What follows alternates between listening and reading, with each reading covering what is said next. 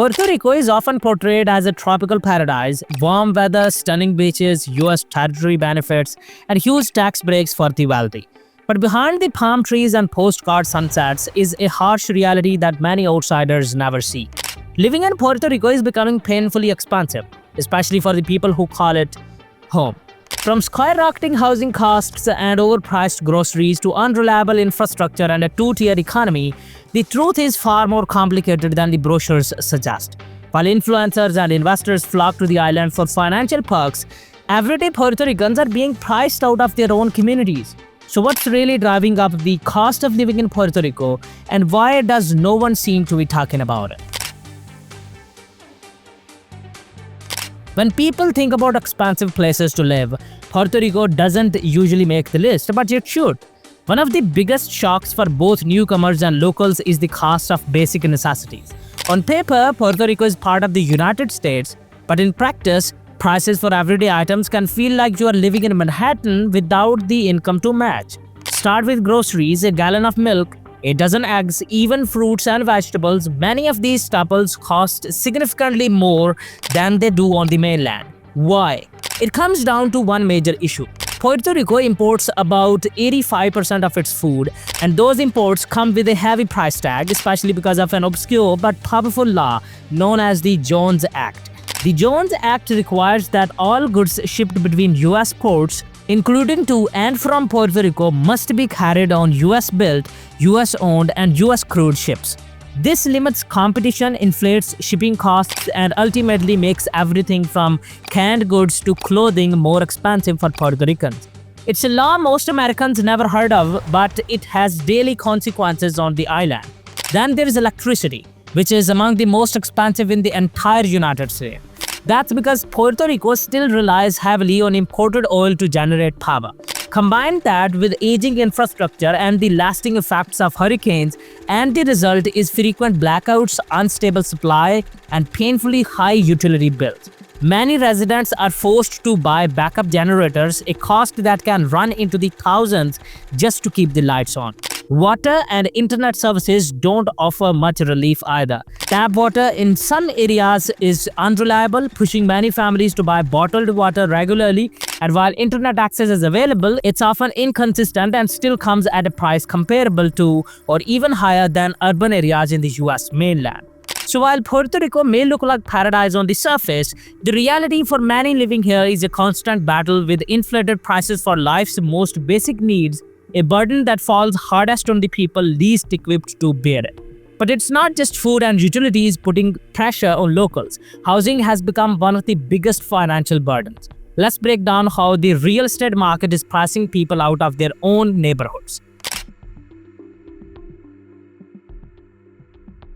If there is one issue that perfectly captures the growing divide in Puerto Rico, it's the housing market. In recent years, the cost of buying or renting a home on the island has skyrocketed, not because of local demand, but largely due to an influx of wealthy outsiders and investor-driven development. Places like San Juan, Dorado, and even smaller coastal towns have seen property values shoot up, in some cases doubling or tripling in just a few years. For many locals, affording a home or even keeping the one they have lived in for decades is becoming nearly impossible. A big driver of this shift is the explosion of short-term rentals, especially through platforms like Airbnb. Entire neighborhoods are being converted into vacation zones, pushing up rents and displacing long-time residents. When landlords realize they can make more money renting to tourists by the night than to families by the month, the choice becomes obvious and devastating to the people trying to build a life here. This crisis isn't happening in a vacuum. It's deeply tied to government policies, specifically Acts 20 and 22, now combined under Act 60. These laws were designed to attract wealthy individuals and businesses to Puerto Rico by offering massive tax breaks, zero capital gains tax, low income tax, and other incentives. The catch? These benefits are only available to non-Puerto Rican residents who move to the island. The result has been a wave of wealthy mainlanders, many from the finance, crypto, and tech worlds, buying up properties, sometimes entire buildings, and reshaping neighborhoods for profit. Locals are often left out of this new economy, unable to access the same benefits or compete in the inflated housing market. What's happening now is gentrification on an island-wide scale. Historic communities are being transformed into luxury enclaves, traditional homes are being replaced with high-end condos and gated developments, and the cultural and economic fabric of Puerto Rico is changing, not for the benefit of those who have lived here their whole lives, but for those who just arrived with money and a tax exemption.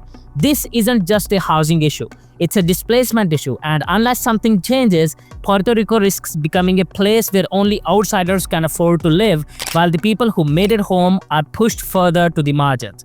Now, a major driver behind this rising cost is the wave of wealthy newcomers taking advantage of Puerto Rico's tax laws. Here is how these incentives have reshaped the island's economy, and not always for the better.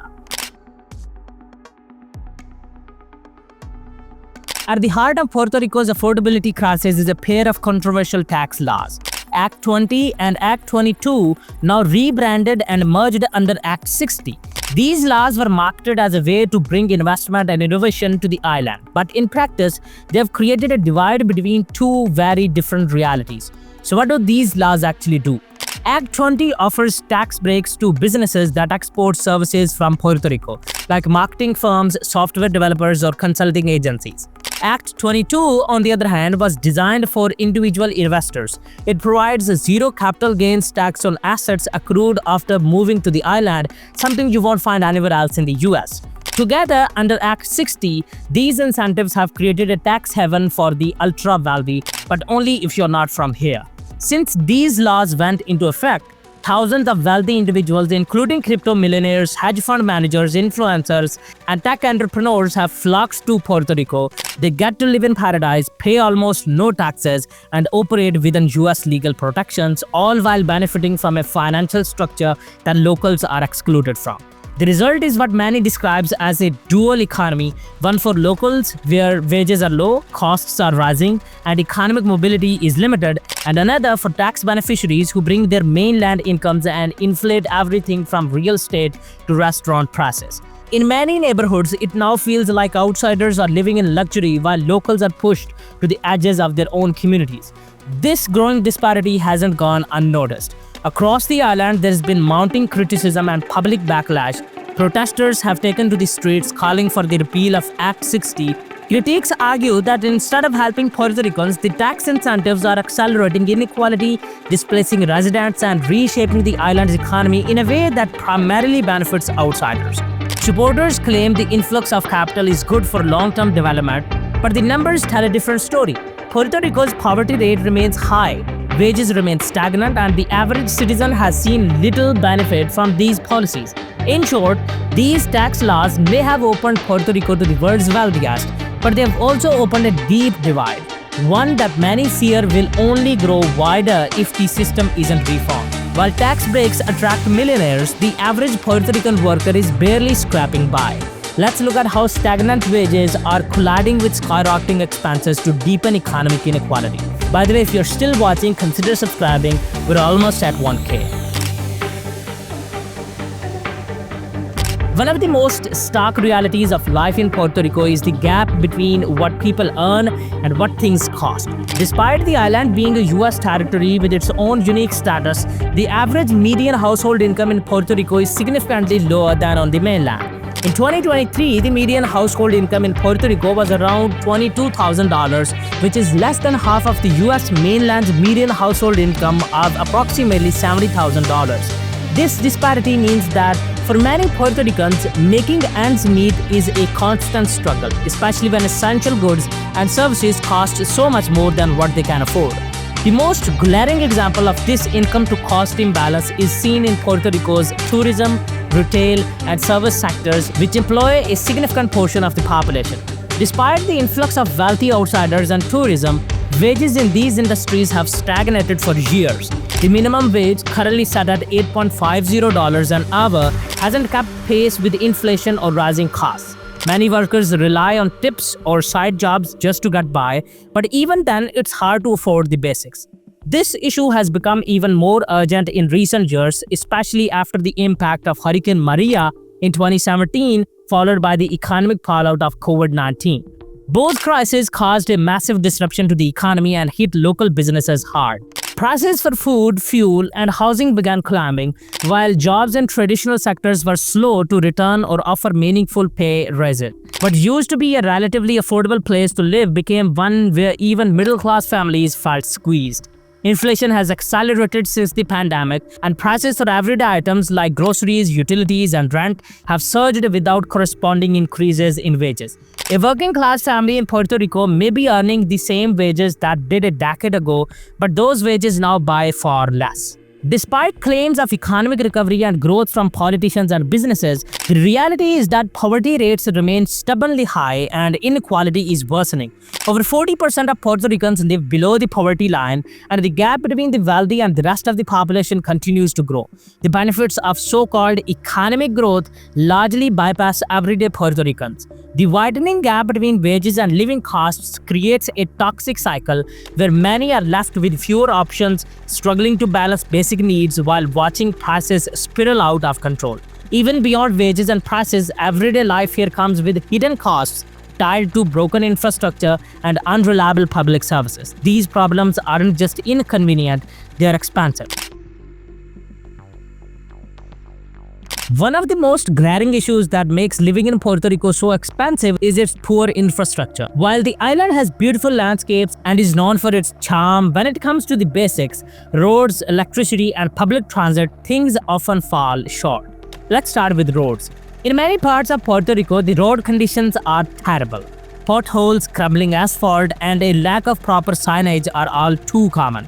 This not only makes commuting frustrating but also increases the cost of car repairs. Vehicles wear out faster, adding additional expenses for locals who rely on their cars to get around. Public transit isn't much of a solution either. Bus systems are underfunded and unreliable, leaving most people dependent on personal vehicles, further driving up transportation costs. But perhaps the most significant issue for residents is electricity. Puerto Rico's power grid is aging and vulnerable. After Hurricane Maria in 2017, the island faced prolonged power outages that lasted for months in some areas. While some repairs were made, the grid remains unstable, and frequent blackouts are still a reality today. When the lights go out, residents are often forced to invest in backup generators, a major additional cost. These generators are not only expensive but also require constant refueling, adding a financial burden that many can't afford. The island's healthcare and education systems are also underfunded and struggling. Public hospitals are often overcrowded, understaffed, and lacking critical resources. Locals who can't afford private healthcare are left with long wait times and poor quality services. The situation is no better in schools. While education is technically free, public schools are poorly funded with outdated textbooks, limited extracurricular activities, and overcrowded classrooms. Families often have to spend out of pocket for essential educational supplies or private tutoring. Additionally, many basic services come with hidden costs that are not immediately apparent. Water quality can be an issue in some areas, leading residents to buy bottled water, which is a recurring and unnecessary expense. Internet and phone services also come at premium prices compared to the mainland, but service quality can be spotty at best. Finally, Puerto Rico's environmental vulnerabilities, especially its susceptibility to hurricanes, add another layer of financial strain. Natural disasters are a frequent reality for Puerto Ricans, and rebuilding after hurricanes is expensive, both for individuals and the government. Every year, residents brace themselves for the possibility of another storm, and with it, the unpredictable costs of disaster preparation and recovery. So what can be done? The good news is that there are real solutions, but they'll require political will, grassroots action, and a shift in priorities. Let's explore what a better future for Puerto Rico could look like. By the way, if you're still watching, consider subscribing. We're almost at 1K. Puerto Rico is facing serious challenges: rising inequality, economic hardship, and a growing cost of living. But there are solutions on the table. The real question is, will leaders act before it's too late? Let's explore the options that could change Puerto Rico's path. Act 60, mean to attract investment, has mainly benefited wealthy mainlanders, driving up property prices and hurting locals. Reforming it to prioritize residents and ensure tax breaks go to those truly investing in Puerto Rico's economy could make a big difference. Reducing reliance on imports by supporting local entrepreneurs, especially in agriculture and manufacturing, could cut costs and create jobs. Government incentives and startup support would help money stay within the island's economy. Puerto Rico's energy is costly and unreliable. Investing in solar and wind power could lower bills, improve grid stability, and reduce dependence on imported oil. Government backing for renewables would help unlock this potential. Soaring housing costs are pushing locals out. Policies like rent control, subsidies, and limits on short-term rentals could help stabilize the market and protect communities from displacement. Better education and job training are key to economic mobility. Funding schools, vocational programs, and industry partnerships can prepare locals for well-paying jobs and reduce poverty. The Federal Jones Act inflates shipping costs, making essentials more expensive. Reforming or repealing it would lower prices and ease the burden on Puerto Rican families. Local communities are organizing for fair wages, housing, and justice. These movements are vital in pushing for reforms that benefit Puerto Ricans, not just outside investors. If reforms are made, Puerto Rico could thrive with strong local businesses, green energy, affordable housing, and a skilled workforce. But without action, inequality will deepen and locals may be pushed out of their own island. The path forward depends on bold decisions today.